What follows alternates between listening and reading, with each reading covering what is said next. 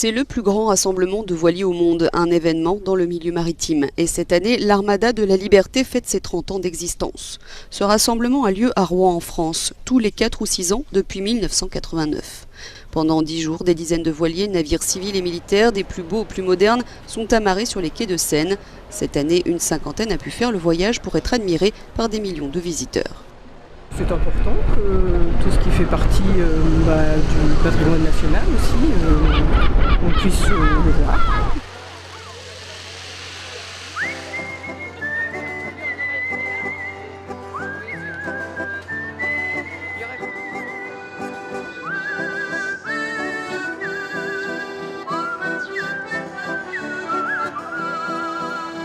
Nous sommes un fier équipage, embordés à tous les vents, nos chansons de mer et escale invitent à passer du bon temps. Parfois, quand le bateau tangue, le tafia guérit les tourments, et ainsi se délient les langues. Le beau temps revient en chantant. Oh, Iseo, de la Chaume à San Francisco. Oh, Iseo, Force 5 vous emmène sur les flots.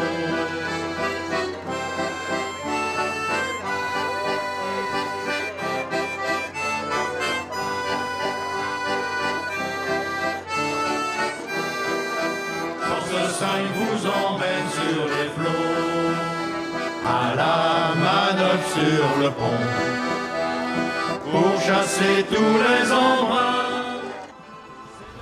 Les figures de proue ornent les navires depuis la nuit des temps.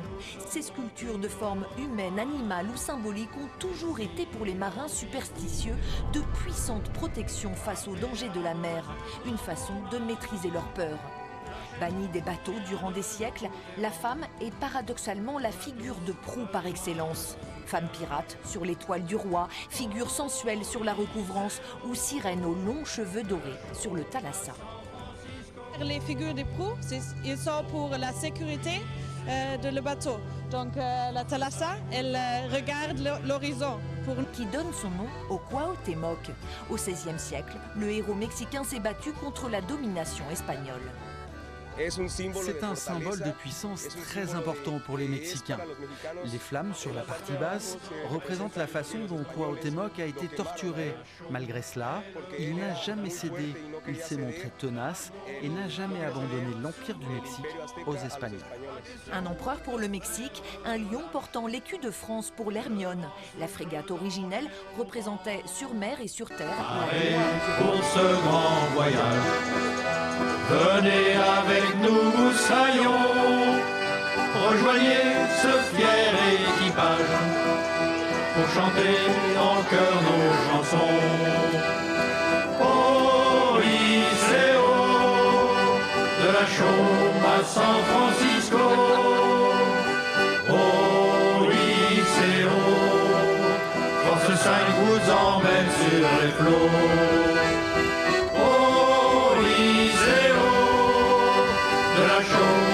San Francisco, oh Iseo, Force 5 vous emmène sur les flots.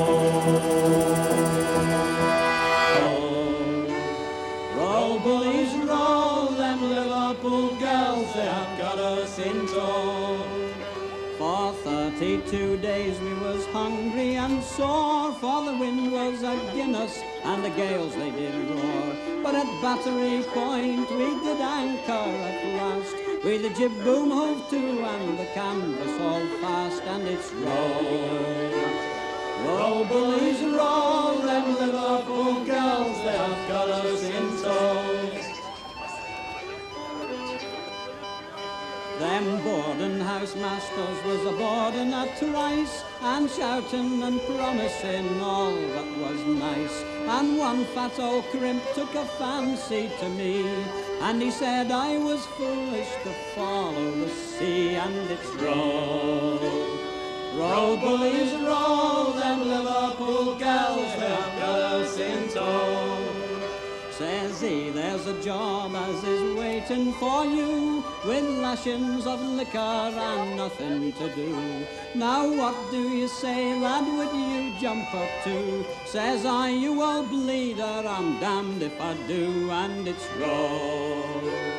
Roll, bullies, roll, them Liverpool gals, they have got us in tow. Depuis juillet 1997, l'association Hermione Lafayette s'est lancée dans une formidable aventure, la reconstruction de la frégate Hermione. Navire qui en 1780 permit à Lafayette de rejoindre les insurgés américains en lutte pour leur indépendance. Le 18 avril 2015, elle célèbre son départ pour les États-Unis, qu'elle atteint à Body Island le 31 mai.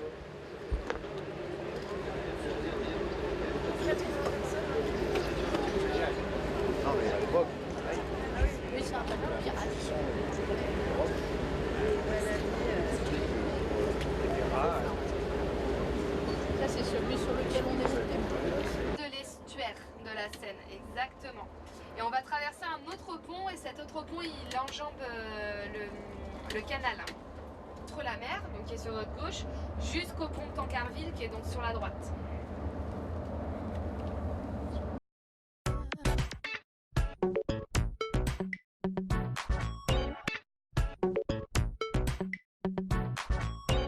Lorsque les visiteurs arrivent au palais bénédictine pour la première fois, au détour de la rue, ils découvrent un palais absolument inattendu, hors du commun. Ils ne savent pas forcément très bien à quoi il sert. Les petites filles pensent que c'est un château de princesse. Ils sont tellement surpris de cette architecture extraordinaire, hors du commun, que l'effet « waouh » fonctionne toujours. Bienvenue au palais bénédictine. La particularité de ce palais, c'est qu'il renferme à la fois un musée et une distillerie où est fabriquée la fameuse liqueur bénédictine, créée il y a plus de 500 ans.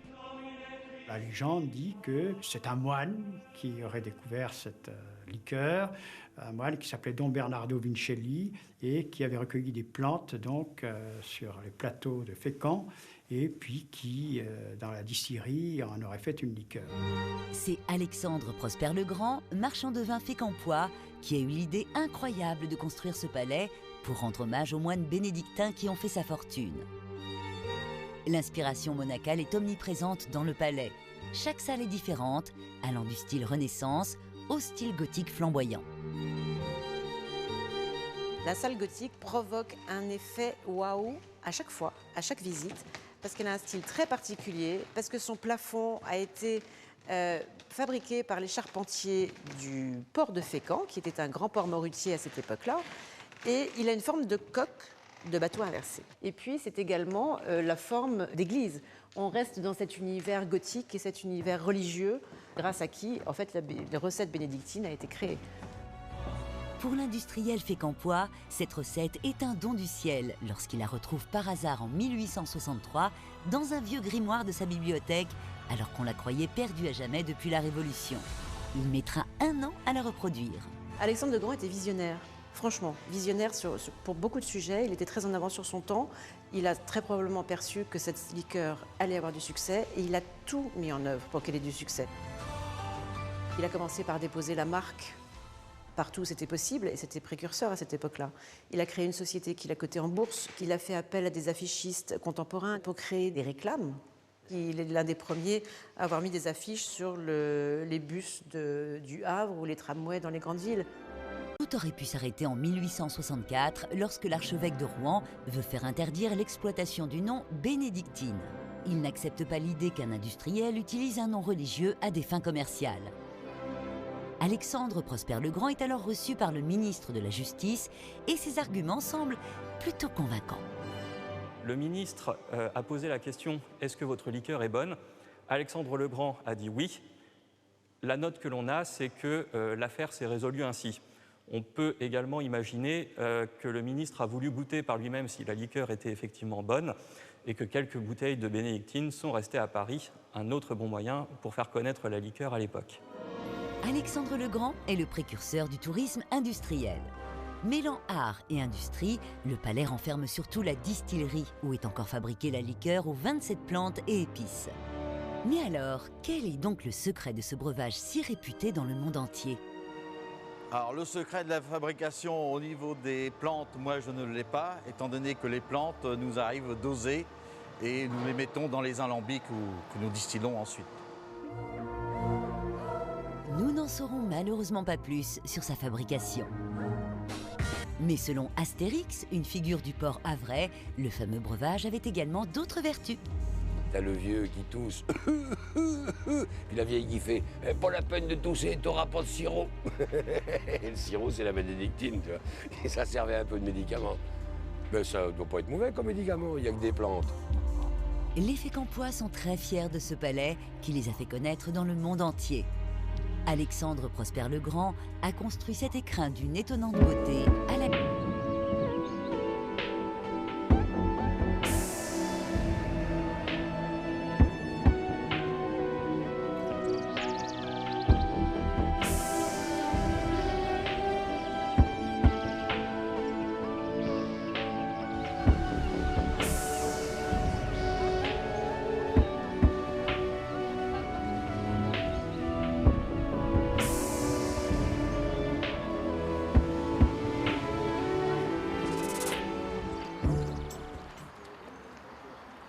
À Lisieux, vous ne pourrez pas la louper. Son architecture lui donne des faux airs de Sacré-Cœur. Et ses dimensions sont dignes des plus grandes cathédrales. Depuis une quinzaine d'années, Emmanuel Louis fait vivre la mémoire de la basilique auprès du grand public. Cette basilique a été bâtie en l'honneur de Sainte Thérèse. On a posé la première pierre en 1929 et il a fallu à peine 10 ans pour sortir de terre cet immense édifice. Celle qui a donné son nom à la basilique, c'est Thérèse Martin, une jeune fille toute simple, devenue religieuse et morte à 24 ans de tuberculose.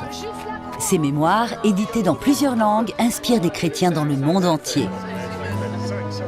Devant la ferveur populaire, le Vatican canonise la jeune Normande et lui dédie cet édifice.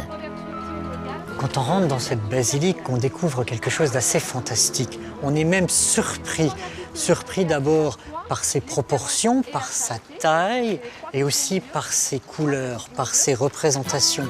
Pour la taille, l'explication est toute simple. La basilique de Lisieux a un véritable secret. Elle a été construite en béton armé. Et à l'intérieur, on est frappé par deux choses.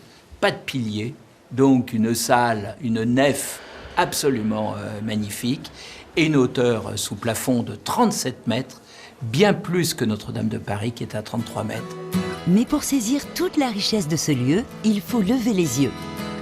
Ici, la coupole, elle culmine à 50 mètres de haut à l'intérieur. À l'extérieur, elle est bien plus grande. On voit cette grande coupole qui fait 24 mètres de diamètre, qui est toute couverte de mosaïques. Il y a 2000 mètres carrés de mosaïques. C'est assez impressionnant, encore une fois.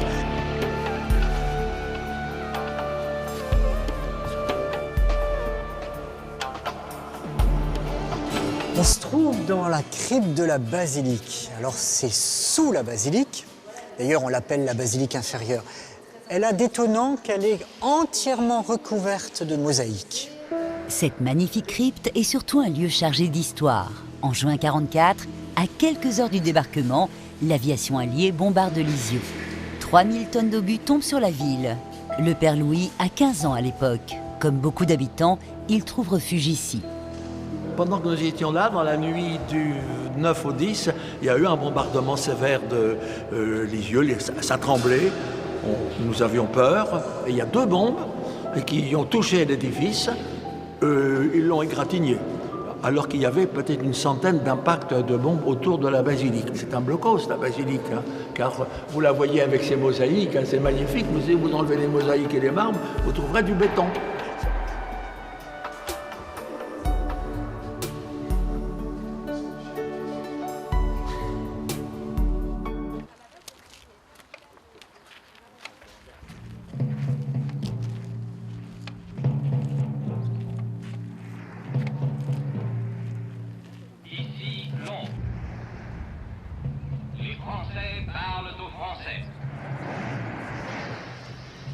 Voici notre 8e bulletin d'information. Veuillez écouter tout d'abord quelques messages personnels.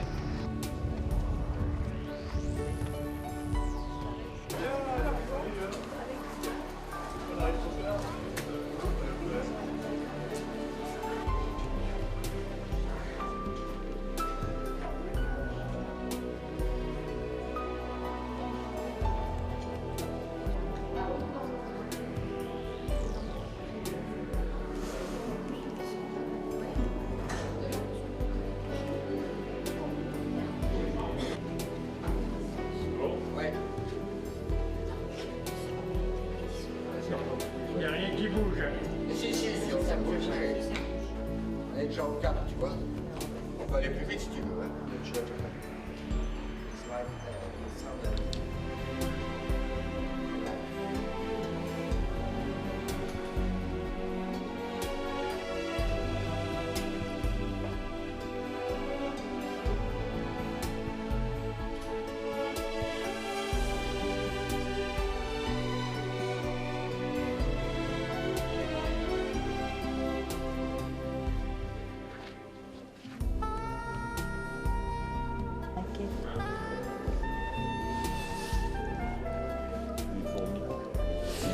Ce petit cochon là, avec dans son enclos.